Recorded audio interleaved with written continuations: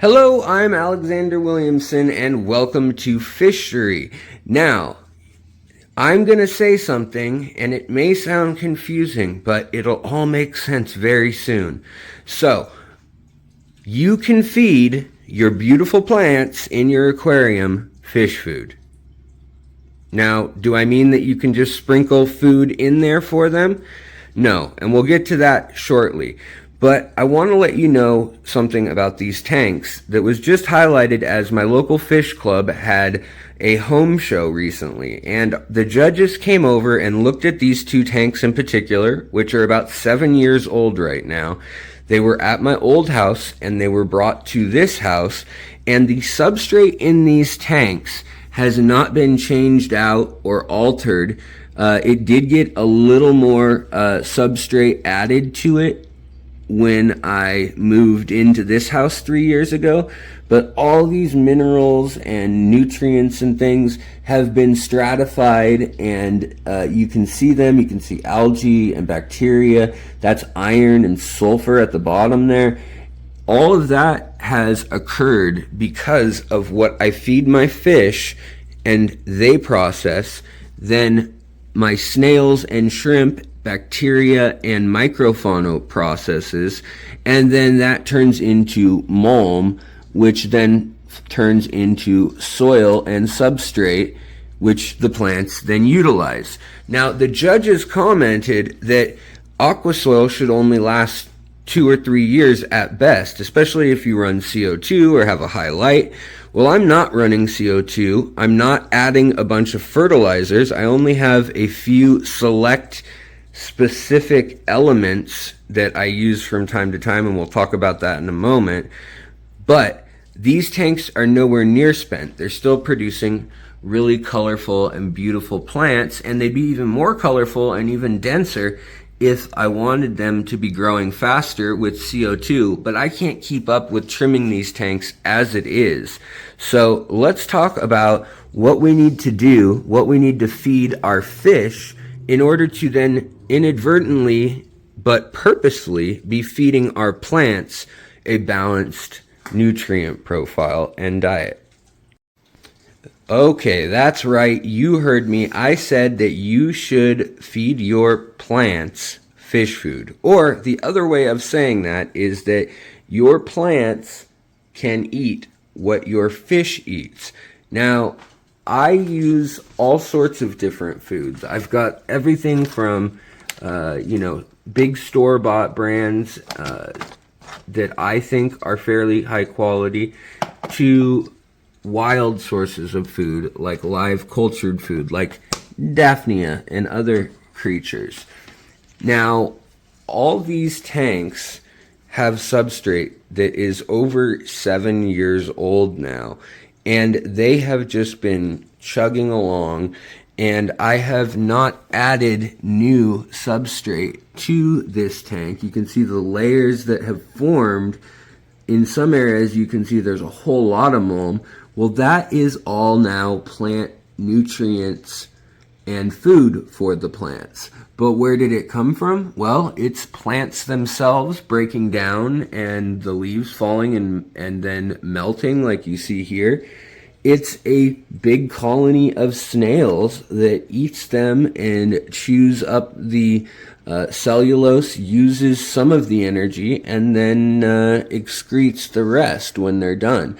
There's also all sorts of bacteria, and there are shrimp and other small life forms living in this tank. But where are they getting those nutrients? And how do I avoid not using any CO2? I don't use any of these Fertz anymore, so I don't use any sort of all-in-one, and I don't use any sort of additives other than from time to time I will cheat and I will use nitrates, which normally you can get just by having a heavy fish load, and Brighty K, which is actually just potassium. So potassium and nitrogen are the two things that I may need to add. Potassium, that's a little harder to source in your food because it gets used up by the creatures. It doesn't get passed through the creatures super well. However, in our aquariums, anything you put in is going to stay in unless you either do water changes and it's a water soluble thing, or you do gravel vacuuming or some sort of removal of debris and substrate, or your filter does a whole lot of that with the fish waste. So that's the main way that people are used to getting rid of the buildup of nutrients and material. However, you know, if you think about it, the other way that I find much more preferable and easier is simply cutting plants. So you trim your plants, and when your fish pass away, you take them out of the loop. And that in itself is removing all the nutrients that that part of the plant or that part of the fish had absorbed. So you're then taking that out of the cycle. And this is how we stop the cycle from overflowing in our tanks. Now, over here, you can see this is another tank where I start with a lot of quality substrate. It's ADA Amazonia, which has nitrates and nitrites and ammonia even in it. And that's why you have to let it cycle for a month or so without any fish in the tank. That was all done years and years ago, and it received a slight top off at one point, but it's really just that the only pellets that are still intact and round doing their thing have settled at the top, whereas everything finer is compacted into different layers of stratigraphy and banding below. But all this banding below is exactly the same as we can see much easier in this tank, where you can see the new layers of material being created. It's happening very quick in this bigger tank because there's bigger fish, there's more snails, there's more botanical material. But in every tank, this will occur over time, and this is what's going to nourish our plants. This is what's going to allow our plants to create color in their leaves, or dark green versus bright red. And these are all variables that, if you know your plants and you know your variables in your water parameters, you can play with these things. You can dial them in. But as I said, this tank here, you can see that the panda loaches up there, they're eating algae and biofilm off the rocks. And all of these little fish in here, the danios and the guppies, they've been eating the daphnia that I had in this jar, as well as an assortment of other foods over here. So let's talk a little bit about what you're looking for in the foods you're feeding your fish. Now, if you have big carnivorous fish that need to eat things like other fish all day long, then really all you need to think about is that those little fish need to be very high quality. So if you have something like a piranha or an Oscar, be thinking about what the food it's eating is made of. Remember, even carnivorous fish are omnivores because they eat small fish that have vegetable and botanical matter in their stomachs, or algae in their stomachs. And by eating the entire thing, they're also absorbing that. So even though they're not directly eating things like algae or plants or, you know, fruits or whatever may fall into a river or a lake, they are secondhand getting those nutrients and utilizing them. So let's talk about putting together a balanced diet for those small creatures, any fish about 2 inches or smaller, and what it is that you're looking for in the foods that the plants need. Because we've gone over plant nutrition in other videos, but let's talk a little bit about this specifically. So what are we looking for on packages of fish food, or what are we looking up the details of when we are feeding live cultures or frozen foods to our fish? Let's go over what the plants need in order to survive and flourish, and so that you don't need to add any additives and definitely don't need to add something like an all-in-one daily fertilizer to your aquarium, which is just going to spike things like algae and so forth if you're not careful. So I'd rather avoid all that, and I'd rather have a tank that looks like these, yet I still haven't had to change out the substrate that supposedly should have been spent 5-6 years ago. Well, it's still chugging along and producing, as you can see, plants up and out of the tank quite well. Alright, when looking at actual nutrients that you add to the aquarium, there's several ways to do it. You can do it through powdered sources, through root tabs, or through liquid, which is really just powder suspended in solution, which is usually water. And I like to buy individual elements, straight nitrogen, and just add it. And it's just right there, you see it, urea nitrogen, which is the form that can be used right away. And it tells you how big the bottle is and how much nitrogen is in this by weight. So then we can figure out, so 0.4%, and it's 180 milliliters or 6.1 fluid ounces, and we can multiply that by the 0.4 and then multiply that by 6.1, and that'll give us per ounce how much nitrogen's in here. So we can figure these things out, and I will do that for you because it's tedious and boring. But let's figure out a table of, for instance, here's another one I like to use, which is just potassium alone. And potassium is soluble potash, or K2O, 2.6%. Now that's pretty high, actually, for what you can find on the market. Usually they keep it pretty diluted, and those all-in-one formulas out there, like this one from ADA brand, it has very trace amounts. Look at this, 0.000% of some things, and that's very trace amounts of these basic elements. Now, some things like iron are 0.01%, which that means there's a little more of it. But when we get down to like zinc, 0.004%, I mean, it's almost so trace that as long as it says it somewhere on the packaging of food that you're putting into your tank, that's probably going to be enough in your water column that it will help your plants maintain their beautiful colors and things. So let's look at some calculations I've done and see just how these sources, all-in-one type products, see what's in them amount-wise.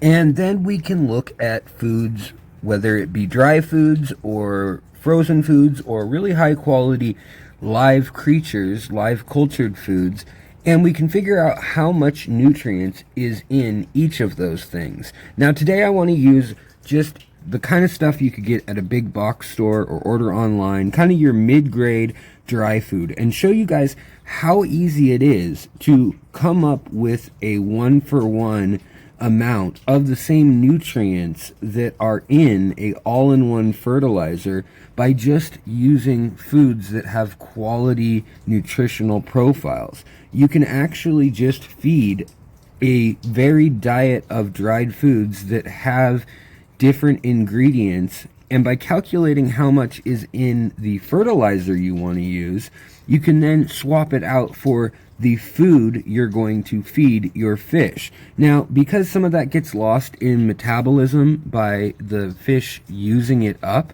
or the plants using it up, we have to assume that some is getting lost compared to adding it straight to the water where the fish can't digest it. So to be really safe, let's double the amount needed. Here we have 2 grams of food. We've got the Hikari algae wafers with spirulina as pretty much their only ingredient. Crab cuisine, which are those little pellets at 1/4 gram. Then we've got the carnivore pellets right here at 1/4 gram, and we've weighed out the extreme krill flakes, which are cold pressed and full of nutrients because they're basically the same as frozen krill nutritionally. They've just had all the water squeezed out. And this right here, this has the same amount of all of the nutrients that plants would need: potassium, iron, zinc, manganese, calcium, and other things. Okay, well, what is Easy Green or Flourish Potassium, Flourish Iron, Flourish All-in-One, ADA All-in-One, Neo Plant Tabs? What do all these different companies out there, what do they say dosing wise? And so I looked at them, and look at these amounts. 0.00 is how a lot of these start. Some of them are 0.000, the molybdenum, and these say 1 pump daily. And if you add that up, that's 7 milliliters according to the pump size. And so if you're looking at that, this is why I put out this much food. The highest Aquarium all-in-one fertilizer I could find, it only took this much dry food to include all the nutrients that were in that plant product for adding to your plants. Now granted, your fish are going to consume this, but this tray would do so well for my community tanks and things, and for an average 20 gallon aquarium, there's absolutely no problem, especially if you've got some cories, some bottom lovers, some mid-water fish, tetras and things, some pencil fish, maybe a cichlid or two, let alone an angelfish or a group of cories like here, or loaches. They'll go through any and all of these foods in less than 3 or 4 days of meals. So let's give them the benefit of the doubt and say that we were going to feed this over the course of a week. And that's definitely material. If you think about it, the weight, that was 2 grams of material. But let's envision 2 grams differently. And, you know, that's going to be pure nutrients and things. And like I said, we can't quite calculate how efficient each creature is at consuming the nutrients. Like, will these little tetras and loaches, are they going to consume 50% of the calcium that's in here, or 2%? And same with invertebrates and, you know, snails and shrimp. What are they consuming? So to err on the side of caution, I actually pulled a fast one on you guys. This is double the nutrient profile of an all-in-one fertilizer, and so this is 14 days of that, which really we're feeding in 7 because we don't know the metabolism for sure, or how much is lost versus when you're adding it straight to the water column. So you actually could feed half of that potentially and still be okay. And the nitrogen and other things that are already in the plants, that are already in the substrate and soil, if you are doing a planted tank, are more than enough to compensate for that set of unknown values, like if you're using root tabs or something. You can see here, look at the iron and the actual sulfur in this 7-year-old substrate that's banded, and because of bacteria that lives on the outside of the substrate where the light shows, and cyanobacteria, like this stuff, that green stuff, it has actually concentrated all the iron out of foods like this. All the anthocyanins and color enhancing chemicals, those are also in the foods too. So not only are you feeding your plants, obviously you're feeding your fish, but you're also color enhancing your fish.